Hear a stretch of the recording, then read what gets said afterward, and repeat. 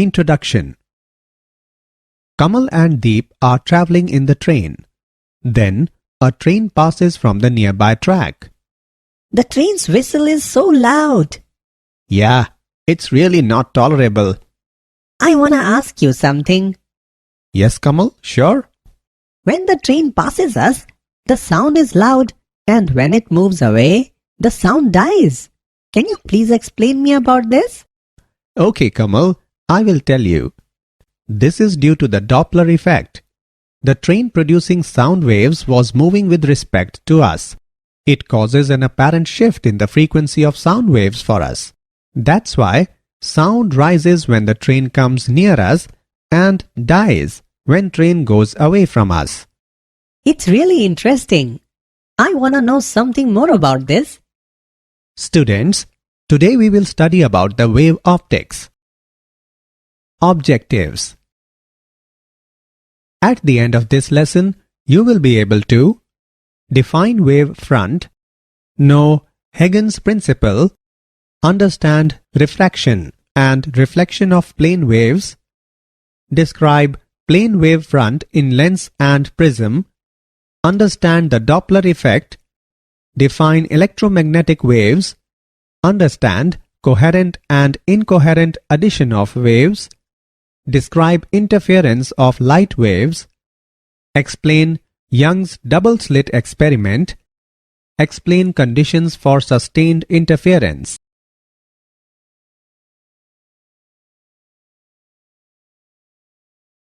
Wavefront. Wavefront is defined as the locus of all the particles of a medium vibrating in the same phase at a given instant. A line perpendicular to a wavefront is called a ray. The phase difference between any 2 points situated on the same wavefront is zero. The shape of a wavefront depends upon the shape of the source of disturbance. The distance from one crest to the next crest is equal to wavelength lambda. The phase difference between any 2 points in the same phase on 2 consecutive wavefronts is 2 pi. So, at any given crest and trough, the phase is 2n pi and 2n plus 1 pi respectively, where n is an integer.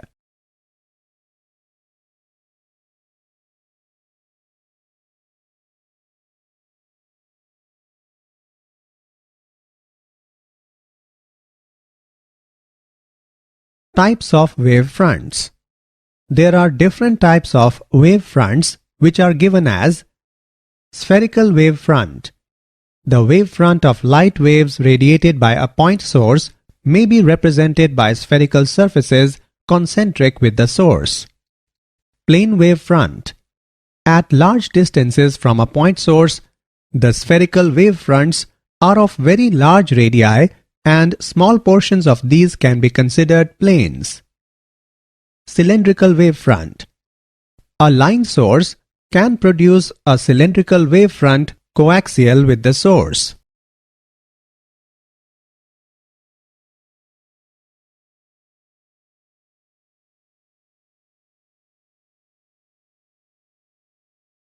Hogans Principle. Hogans Principle is a geometrical construction for finding the shape of a new wavefront at some instant.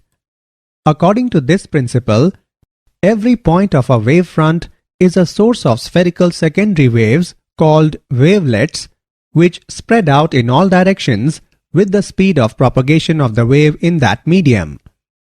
The new wavefront at a later instant is the surface tangent to the secondary wavelets called the envelope of the secondary wavelets. Laws of reflection at a plane surface. The angle of incidence is the angle between the incident ray and the normal, but the ray is perpendicular to the wavefront and the normal perpendicular to the surface. Hence, the angle of incidence is the angle between the incident wavefront AB and the surface PQ. Similarly, the angle of reflection is the angle between the reflected wavefront CD and the surface PQ. Now, from the geometry of triangles BAC and DAC, AD is equal to BC and AD is equal to AC. We can say that these are congruent triangles. Hence, the angle of incidence is equal to the angle of reflection. Also, the incident ray, the reflected ray, and the normal are all in the same plane. Hence, the wave theory has proved the laws of reflection at a plane surface.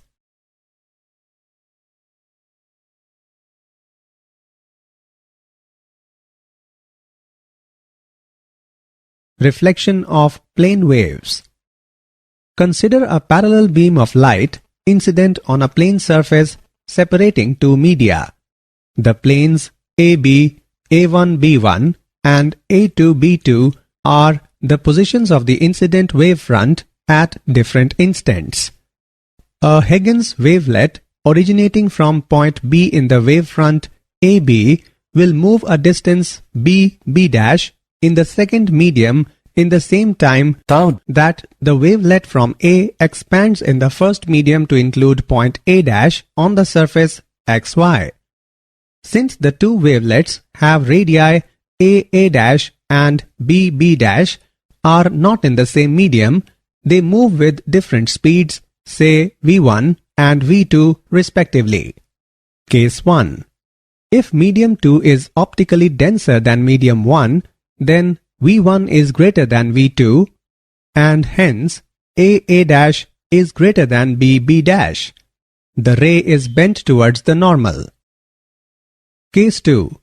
If medium 2 is optically rarer than medium 1, then V1 is less than V2 and hence A is less than B. The ray is bent away from the normal. Distance A is equal to V1 is equal to lambda 1, the wavelength of light wave in medium 1. Distance B is equal to V2 is equal to lambda 2, the wavelength of light wave in medium 2. Therefore, V1 by V2 is equal to lambda 1 by lambda 2, or it can be written as V1 by lambda 1 is equal to V2 by lambda 2 is equal to nu. The above expression shows that the frequency of the light wave remains unchanged during refraction. The wavelength decreases when the light wave refracts into a denser medium and the wavelength increases when the light wave refracts into a denser medium.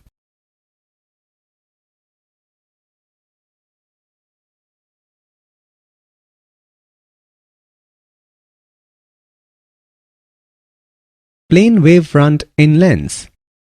Consider a plane wavefront ACB incident on a double convex lens. According to Hogans' hypothesis, each point of the wavefront acts as a source of secondary waves.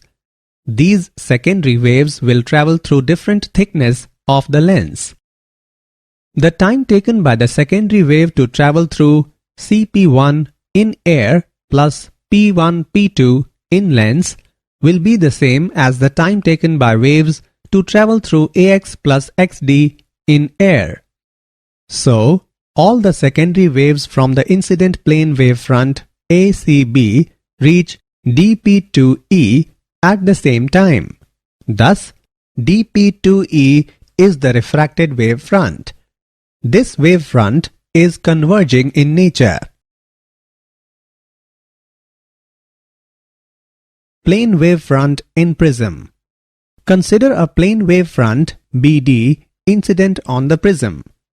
According to Hogans' hypothesis, each point of the wavefront acts as a source of secondary waves. These secondary waves will travel through different thicknesses of the prism. The time taken by a secondary wave to travel through distance BC in the material of the prism is the same as the time taken by a secondary wave to travel through a distance dA plus AE in air. The distance travelled in air is clearly greater than the distance travelled in prism. This is because the velocity of secondary wave in the material of the prism is less than that in air. All the secondary waves starting from BD reach CE at the same time. So, CE is the emergent wavefront. The Doppler effect. Consider when there is a medium and the source moves away from the observer, then latter wavefronts have to travel a greater distance to reach the observer. The time taken between the arrivals of two successive wavefronts is hence longer at the observer than is at the source. Thus, the frequency as measured by the source will be smaller.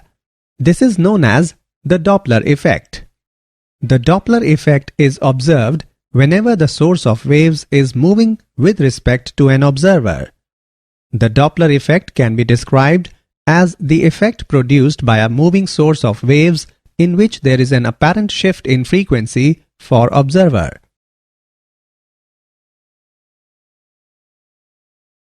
Redshift and blue shift. Redshift.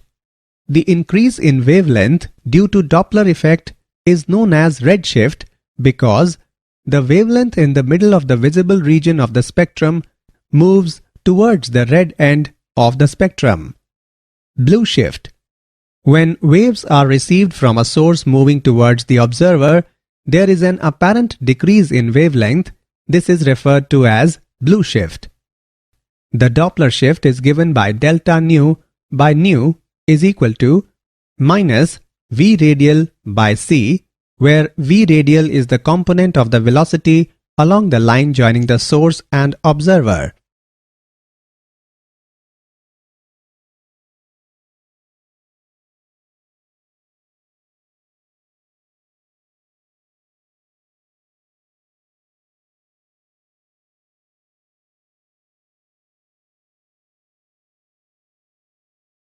Electromagnetic waves.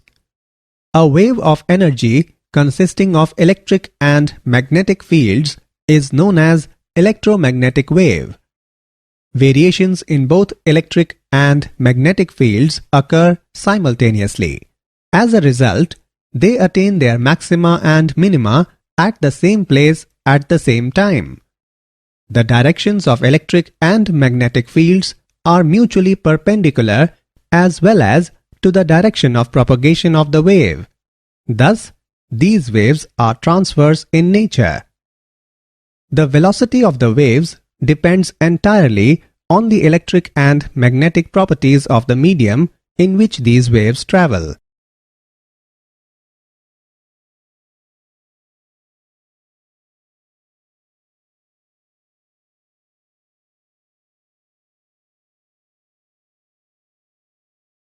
Superposition of waves. Principle of superposition states that when two or more than two waves travel in the same medium at the same time superimposing each other, then the displacement of the resultant wave at any instant is equal to the vector sum of the individual displacements at that instant. Let vector y1, y2, y3 and so on be the displacement vectors due to the individual waves at any instant acting separately, then, according to the principle of superposition, the displacement of the resultant wave at that instant is given by vector y1 plus y2 plus y3 plus so on. Coherent and incoherent sources of waves. Coherent sources of light are those sources of light which emit light waves of same wavelength, same frequency, and in same phase or having constant phase difference. There are two general methods for producing coherent sources are follows. By division of wavefront. In this method, the wavefront is divided into two or more parts by use of mirrors, lenses, or prisms. By division of amplitude. In this method, the amplitude of incoming beam is divided into two or more parts by partial reflection or refraction. These divided parts travel different paths and are finally brought together to produce interference. Incoherent sources emit light with frequent and random changes of phase between the photons. Tungsten filament lamps and ordinary fluorescent tubes emit incoherent light.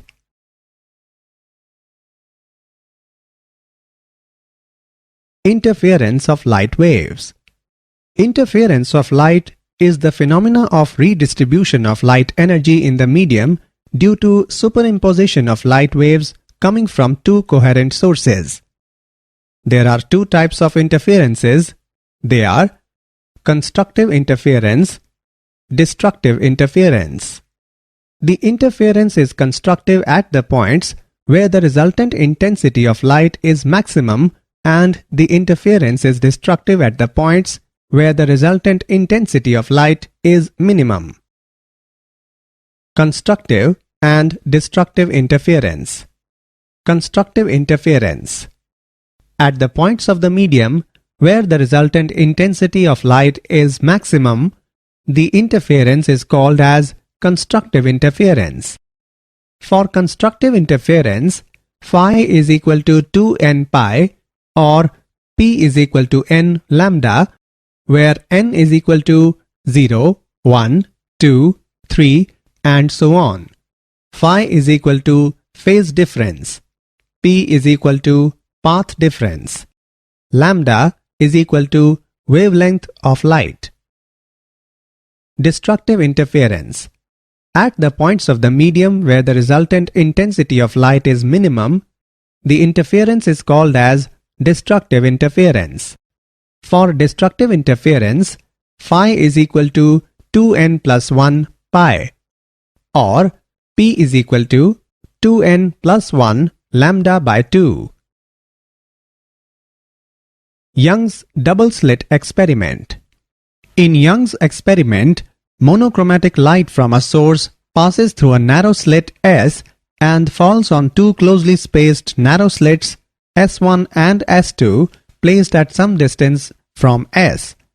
The slits S1 and S2 act as coherent sources of light waves because the light from each is derived from the same primary source S.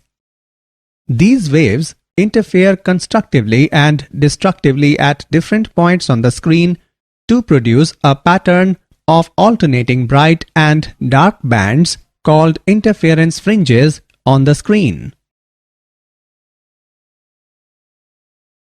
Mathematical analysis in Young's double-slit experiment.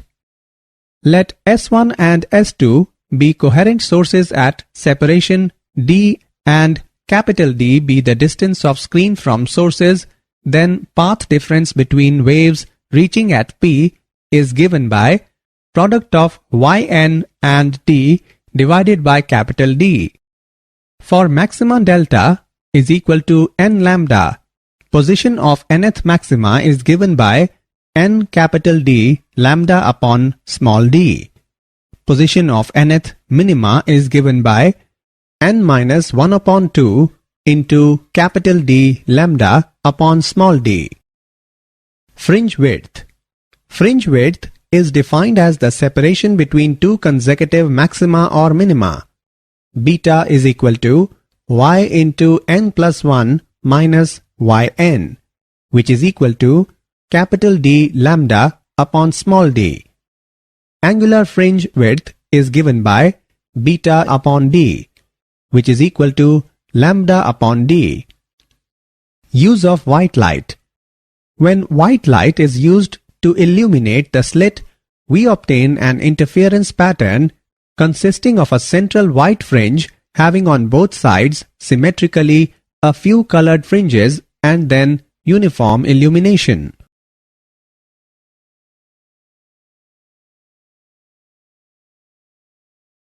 Example. Let's take an example on Young's double-slit experiment. The two slits in Young's experiment are 3 mm apart, illuminated by a light of wavelength 480 nanometer. The screen is at 2 meters from the plane of the slit. Find the separation between 8th bright and 3rd dark fringe with respect to central bright fringe. Let's see the solution.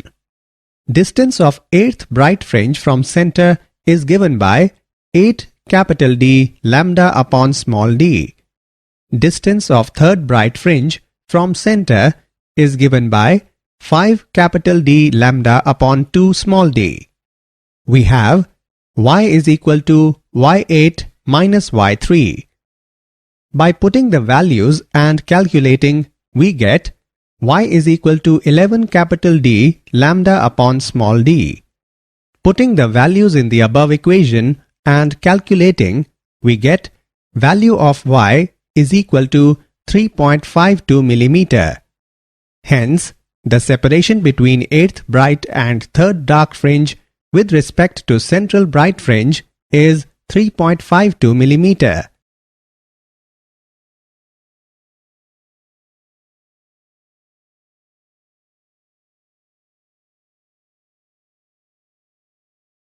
Conditions for sustained interference. The following conditions are necessary to obtain a continuous or permanent interference. The light should be monochromatic. If this is not so, the fringes of different colors will overlap. The two sources producing interference must be coherent. The wave trains causing the interference must have light waves of the same wavelength and same velocity. The two interfering wave trains must have the same plane of polarization. To observe interference fringes clearly, it is necessary that the fringe width is sufficiently large.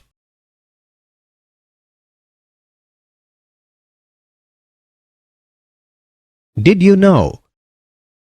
For manufacturing reasons, a perfect lens has a spherical surface shape, though theoretically the ideal surface should be aspherical. Light slows down, bends towards the normal, and has a shorter wavelength when it enters a higher refractive index or as it moves to denser medium. Reflection of waves of sea walls or other barriers can cause an interference pattern called a standing wave. In standing waves, crests do not move laterally.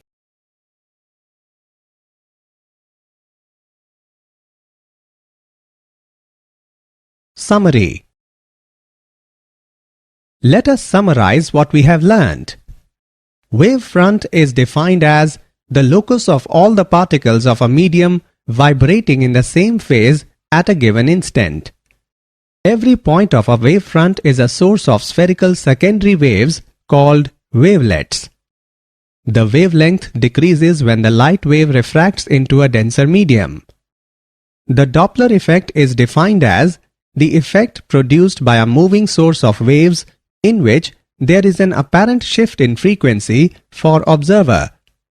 When waves are received from a source moving towards the observer, there is an apparent decrease in wavelength. This is referred to as blue shift.